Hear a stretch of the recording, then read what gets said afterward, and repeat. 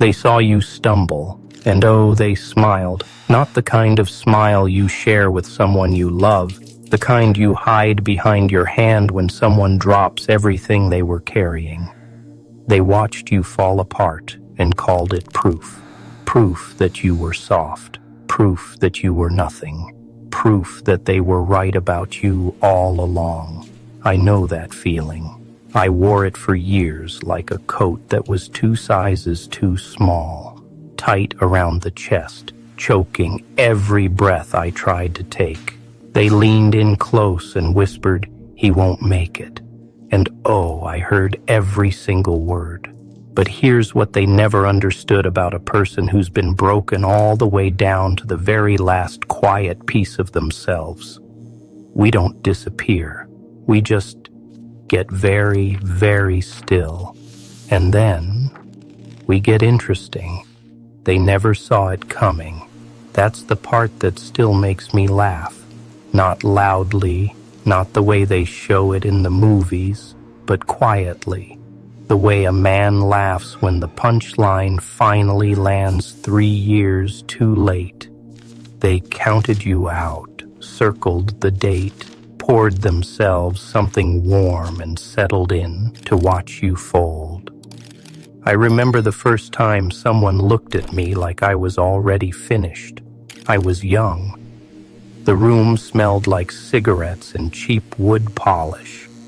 A man across the table, someone who was supposed to believe in me, slid a piece of paper forward and said, "Sign this. You're not built for more than this." And oh, I picked up the pen. I almost signed it. I almost handed him every version of myself I hadn't even met yet. But something stopped me.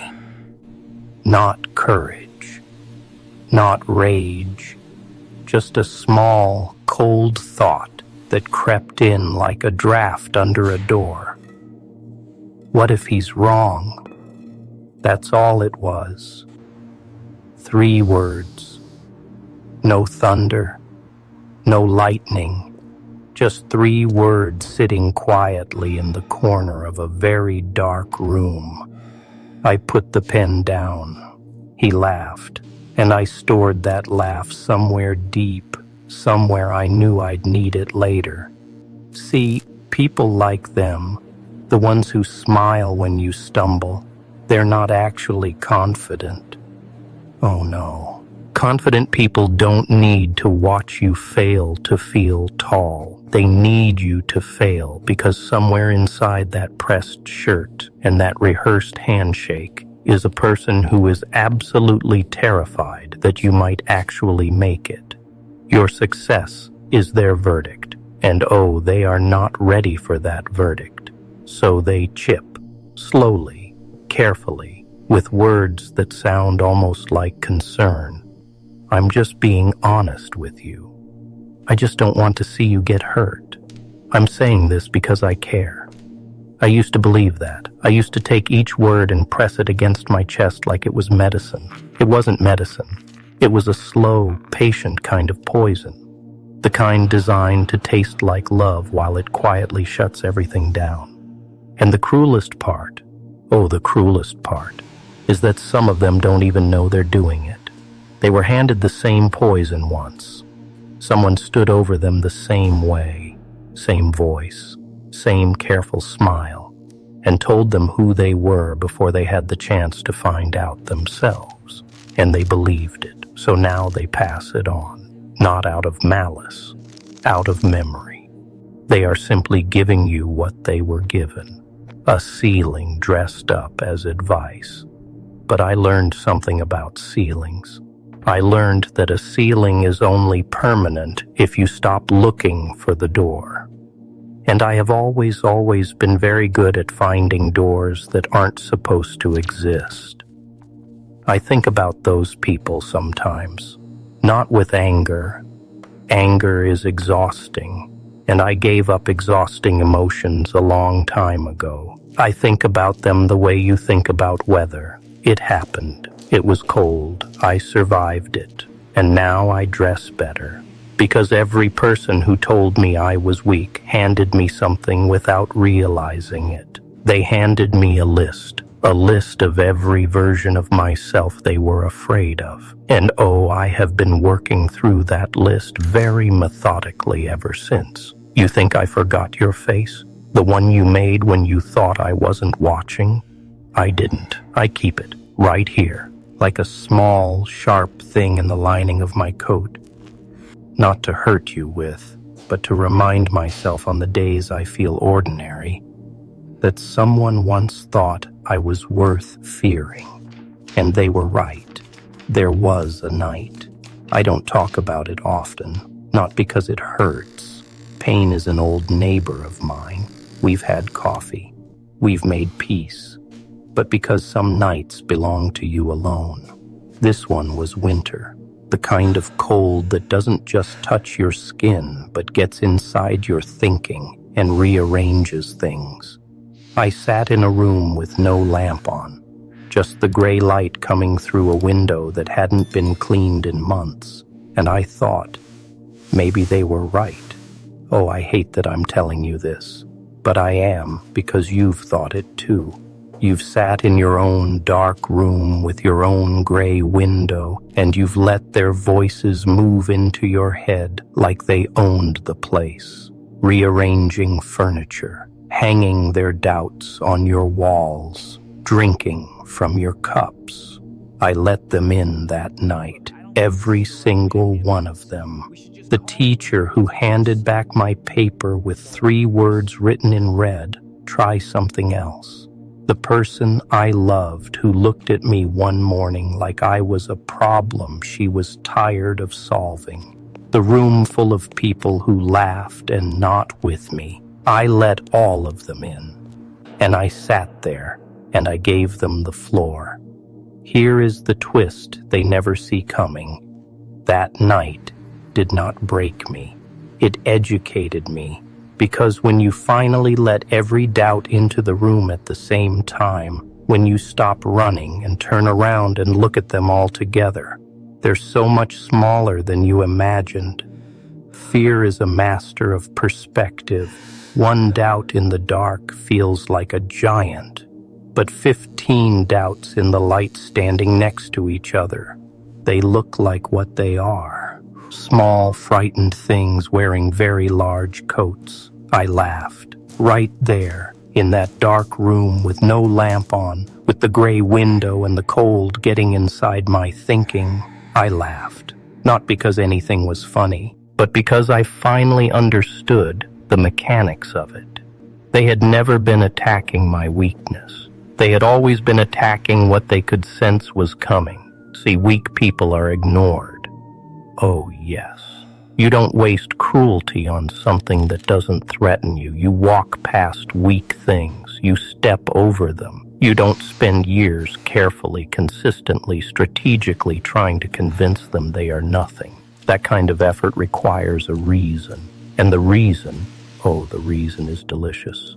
The reason is that somewhere underneath all their noise they could feel it. The thing building in you. The thing that hadn't arrived yet but was already casting a shadow. They were not reacting to who you were. They were reacting to who you were becoming. And it terrified them. So they moved early. Plant enough doubt young enough. And maybe the thing never grows. Maybe it stays quiet. Maybe it stays small. Maybe it stays manageable. You're too sensitive, she said once, smiling. The smile people wear when they want the blade to look like a gift.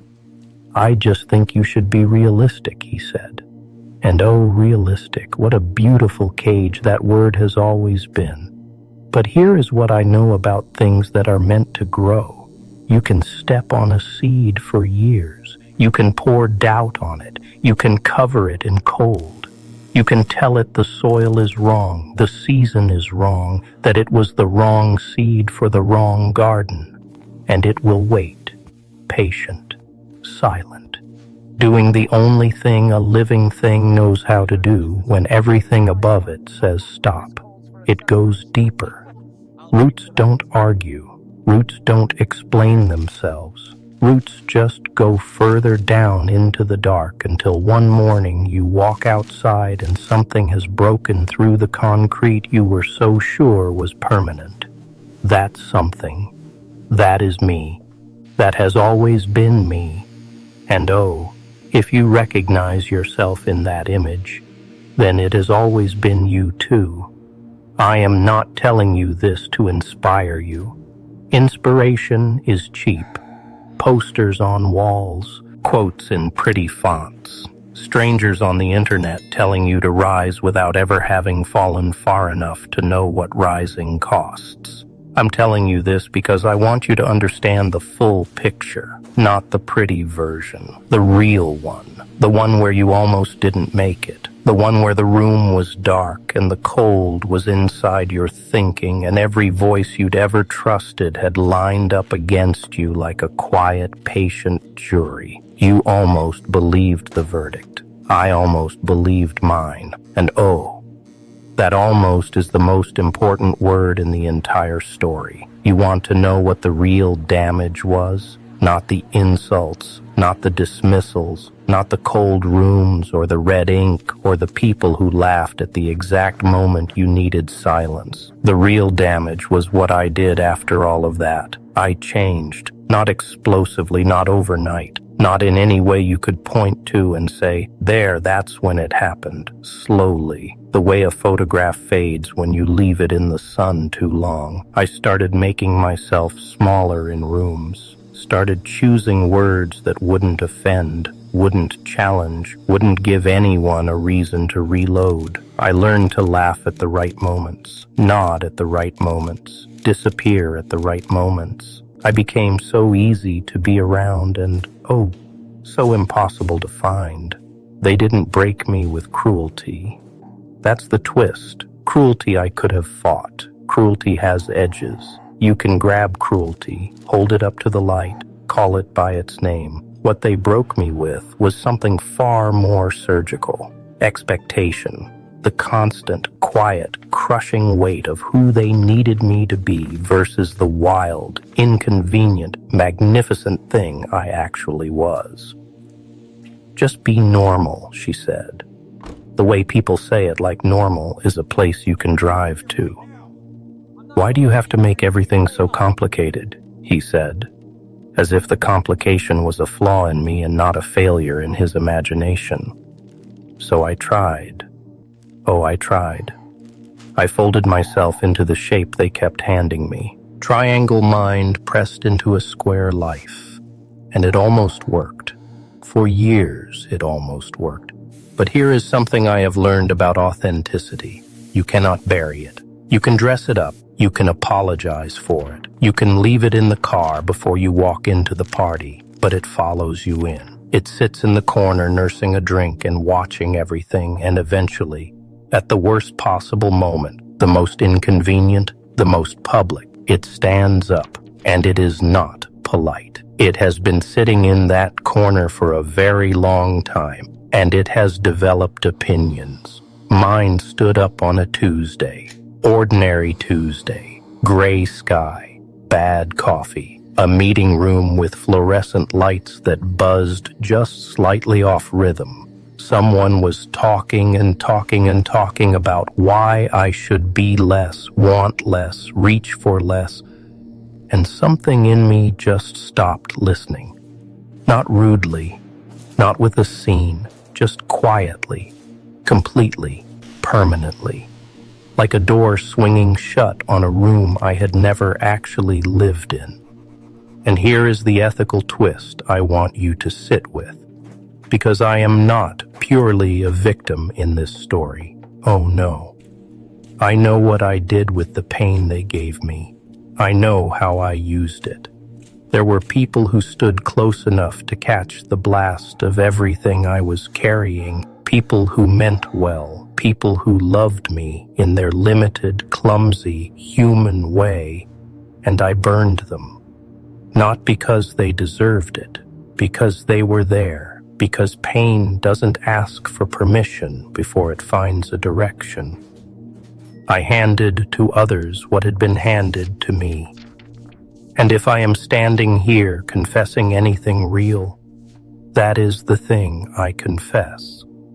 Not the darkness, not the chaos, not the laughter in all the wrong places, the inheritance, the way I passed on what I should have stopped. But even that realization was a door. The moment you see the pattern clearly enough to name it, you have already started stepping outside of it. Not cleanly, not all at once, not in any way that makes a satisfying story at a dinner table, but something shifts, something small, something irreversible, like a crack in glass. It doesn't look like much from a distance, but the structural integrity is already changed. The glass will never again hold pressure the same way. Neither will I.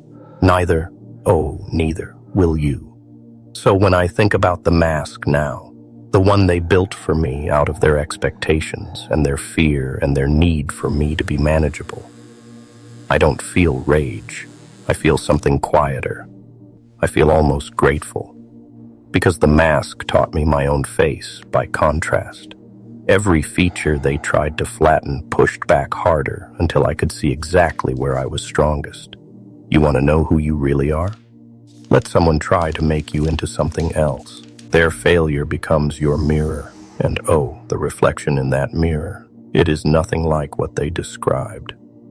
I want to tell you about the turning point, not the dramatic version, not the movie version where the music swells and the rain falls and the broken man rises in slow motion, with perfect lighting catching every scar. No, the real turning point is always embarrassingly quiet. Mine happened in a bathroom, small bathroom, single flickering bulb. A mirror with a crack running diagonally through the bottom left corner like the room itself had given up on symmetry. I was looking at my reflection and I realized I didn't recognize the expression on my face, not the features, the expression, the careful, practiced, pre-approved expression I had spent years installing every morning like software on a machine that was never designed to run it. And oh, standing there under that flickering bulb, I finally asked myself the only question that has ever mattered. Whose life am I actually living? The silence that followed that question was the loudest thing I have ever heard. Louder than any room that ever laughed at me. Louder than any voice that ever told me to shrink, to soften, to sand down my edges until I was safe enough to touch. Louder than every door that was ever closed in my face by someone who was afraid of what I'd do if they let me in. That silence had a texture to it, dense, ringing, almost unbearable. And then, underneath it, something else. Something I hadn't felt in so long I had actually forgotten it was ever part of me. Clarity. Cold, clean, structural clarity. The kind that doesn't comfort you. The kind that simply shows you the room as it actually is. Every corner, every shadow, every door you've been pretending isn't there.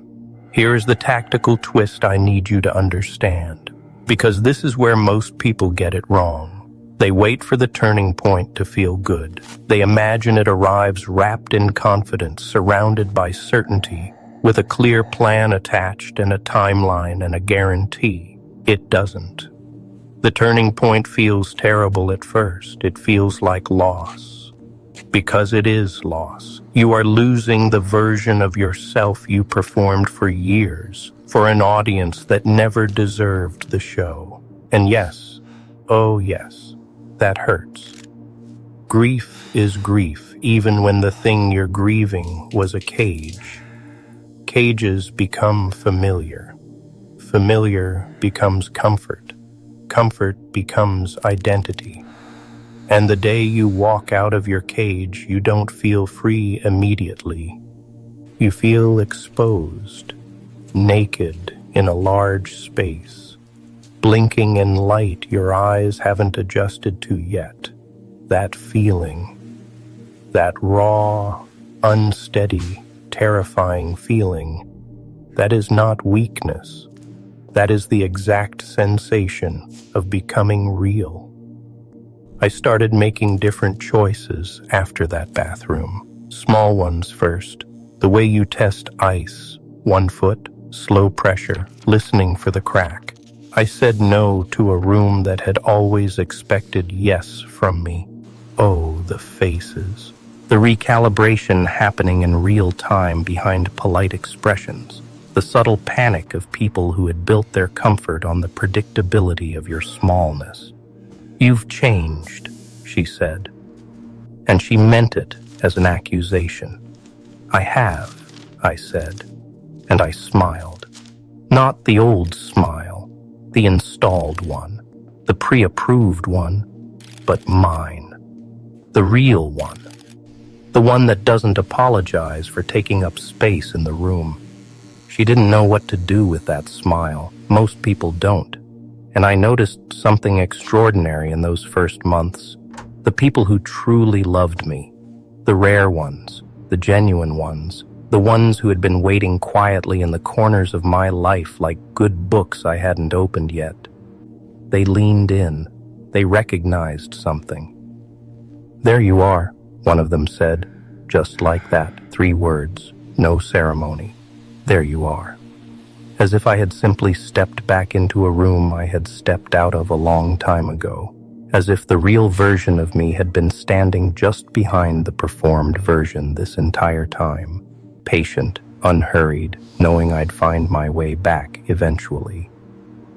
That moment, oh, that moment, cracked something open in my chest that the cruelty never could. Because cruelty I had armored against. Tenderness. Tenderness gets through every time. But I want to be honest about what the turning point also cost.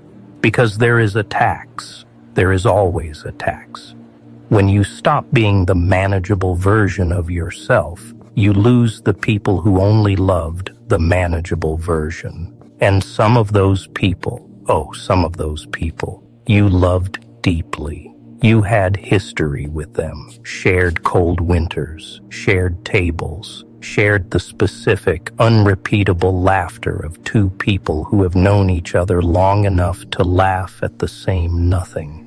And they couldn't follow you out of the cage, not because they were evil, but because your cage was adjacent to their cage, and watching you walk out made the bars of their own suddenly very visible.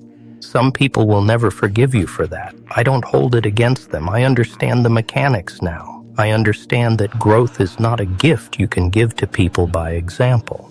It is either something they find in their own bathroom, under their own flickering bulb, staring at their own unrecognized expression, or it is something they never find at all. And I have learned to hold space for both, for the ones who followed, and for the ones who stood at the edge of the light and chose the familiar dark instead. I was both of those people at different chapters. I don't get to judge. I only get to keep moving. One real step at a time. One true choice at a time. One morning at a time, where I look in the mirror and the expression looking back, oh, that expression is finally, fully mine. So here we are, you and I, at the end of something that was never really about me, was it? It was always about you. The one sitting in the dark with this voice in your ears at whatever hour the world has finally gone quiet enough for you to hear the truth. I know what hour that is for you. I know because it was the same for me. Late. Too late for pretending. Too late for the performance. Too late for the careful, curated version of yourself you spent all day exhausting yourself to maintain. This is the hour when the real conversation begins. And oh, I am so glad you stayed. Let me tell you what happens next, not as a promise, not as a poster on a wall, as a simple, cold, structural fact about human beings who have been through exactly what you have been through. You are going to surprise yourself, not once, repeatedly, in ways you cannot predict from where you're currently standing. The same way you cannot see a city's skyline from inside one of its basements. You are in the basement right now. I know it doesn't feel temporary. Basements have a way of feeling like they are the whole building, like the foundation is the entirety, like the ceiling above you is the sky. It isn't. There are floors above you haven't stood on yet, windows you haven't looked through, views you have not earned yet but will.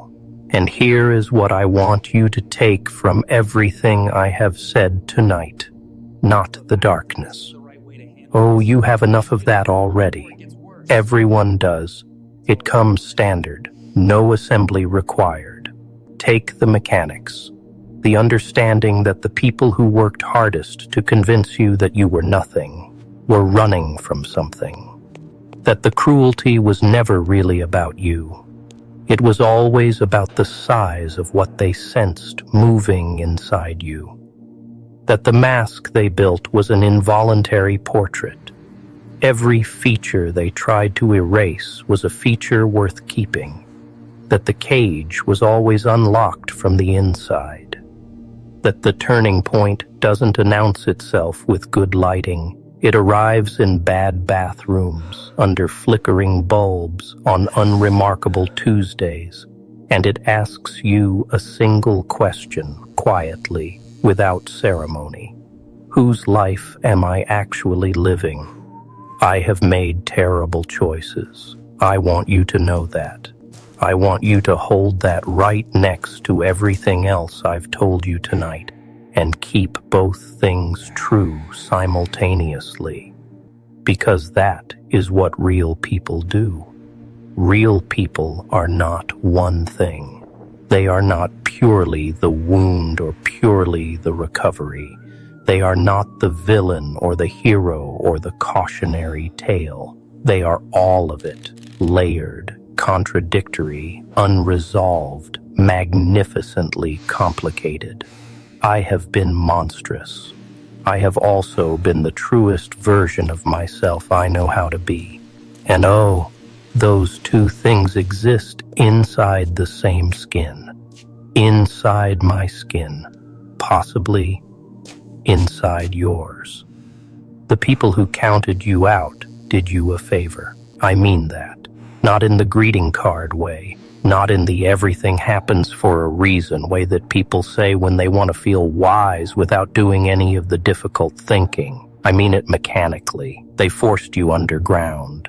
And underground, in the cold, in the pressure, in the dark where nothing was watching or evaluating or waiting to be disappointed, you developed something they will never have. Density, the kind of density that only comes from being compressed, the kind that makes ordinary obstacles feel like paper once you finally surface. They thought they were burying you. Oh, they were planting you. And there is no greater tactical error a person can make than to plant something without understanding what they're holding. I think about them sometimes, the faces, the rooms, the red ink, the careful smiles, and I feel something I did not expect to feel, something that arrived late, uninvited, without any of the drama I would have preferred. Compassion, not forgiveness. I am not built for the architecture of forgiveness. I have made my peace with that, but compassion. The quiet understanding that people who need to diminish others are living inside a diminished world. Their ceilings are low, not because the building is small, but because they never looked up long enough to find out how high it actually goes. I looked up, cost me everything I was, and gave me everything I am. And oh, I would pay it again. Every cold room, every red word, every laugh aimed at my back. I would pay it all again without a second of hesitation, because the person I am standing here tonight is worth every single cent of that price. And so are you. Let me say that simply, without theater, without the laugh and the cadence and the dark wit I wrap everything else in. So are you. Whatever they told you, whatever room you were in, whatever voice it was that got inside your thinking and rearranged the furniture and hung its doubts on your walls, it was wrong. Not slightly, completely. You were never what they said. You were always the thing they were afraid of before they even finished the sentence. So go, not toward what they wanted, not toward what was safe, not toward the managed, reasonable, pre-approved version of a life designed to make uncomfortable people feel comfortable. Go toward the thing that makes you feel most like yourself in the quietest hour of the night. Go toward the version of you that exists in the space between who you've been told you are and who you actually are when no one is watching. Go there, live there, build there. Let them watch from a distance with their careful smiles and their low ceilings and their absolute certainty that you wouldn't make it. Let them watch and let them recalibrate. I said at the beginning they thought you were weak. I want to close with this. They still do. They haven't updated yet. They are still carrying the version of you that almost believed the verdict. They don't know what you've been doing in the dark. They don't know what kind of root system you've been building underground all this time. They still think the story ended the way they wrote it. Oh, they have no idea you've been writing your own. And the last page of your version, they are not going to see coming. Neither are you.